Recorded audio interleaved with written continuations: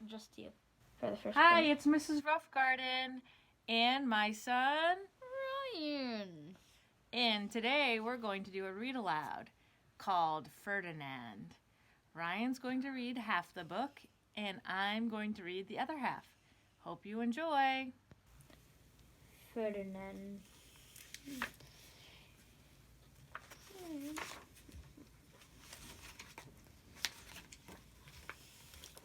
Once upon a time in Spain, there was a little bull and his name was Ferdinand. All the other little bulls he had lived with would run and jump and butt their heads together, but not Ferdinand. Sit quietly and smell the flowers.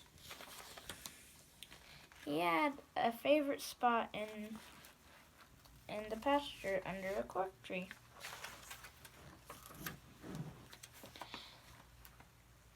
It was his favorite tree, and he would sit in its shade all day and smell the flowers. Sometimes his mother, who was a cow, would worry about him. She was afraid he would be lonesome all by himself.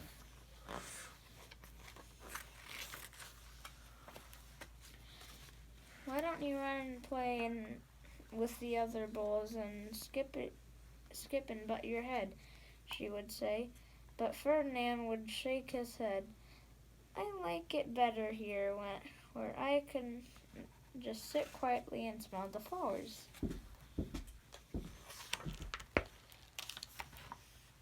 His mother saw that he was not lonesome because she was an understanding mother. Even though she was a cow, she let him just sit there and be happy.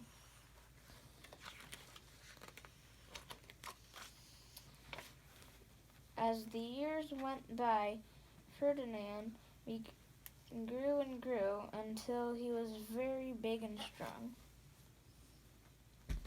And right here it shows ever since he was born, which is, 1 week old, to now, which is when 2 years have passed. I just thought I would point that out. All of the other bulls who had grown up with him in the same pasture would fight each other all day. They would butt each other and stick out each other with their horns. What they wanted most of all was to be picked to fight in the bull fights in Madrid. One day 5 men came in very funny hats to pick the biggest, fastest, roughest bull to fight in the bullfights in Madrid.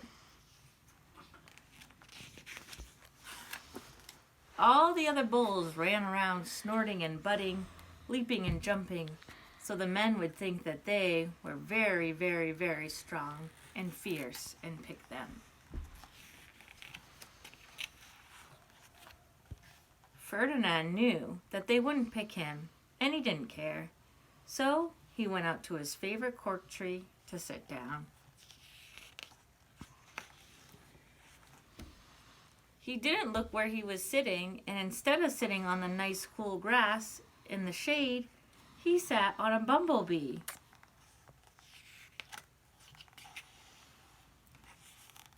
Well, if you were a bumblebee and a bull sat on you, what would you do? You would sting him, and that's just what the bee did to Ferdinand.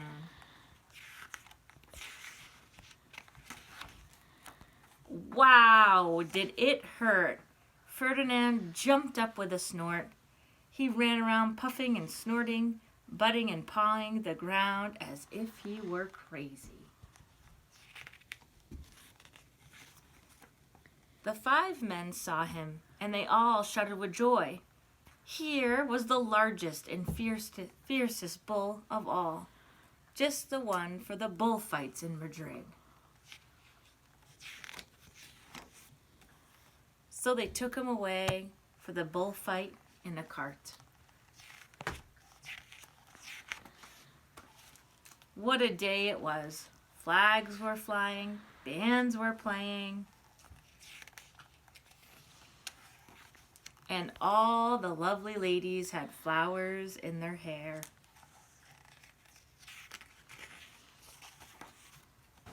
They had a parade into the bull ring. First came the banderellos with their sharp pins with ribbons on them to stick the bull and make him mad.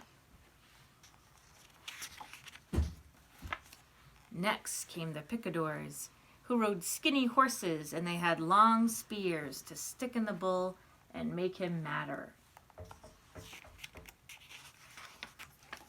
Then came the matador, the proudest of all. He thought he was very handsome and bowed to the ladies. He had a red cape and a sword and was supposed to stick the last bull of all.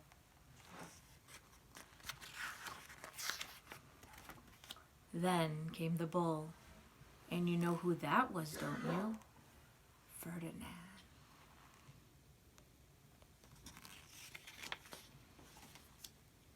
They called him Ferdinand the Fierce, and all the banderellos were afraid of him, and the picadors were afraid of him, and the matador was scared stiff.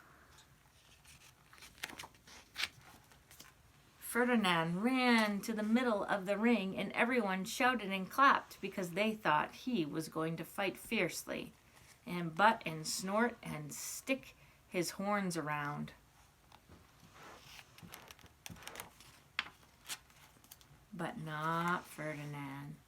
When he got to the middle of the ring, he saw the flowers and all the lovely ladies' hair, and he just sat down quietly and smelled.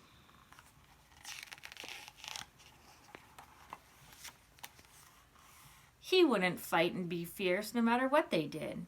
He just sat and smelled, and the banderellers were mad, and the picadors were madder, and the matador was so mad he cried because he couldn't show off with his cape and sword. So they had to take Ferdinand home. And for all I know, he is sitting there still, under his favorite cork tree, smelling the flowers just quietly. He is very happy. The end.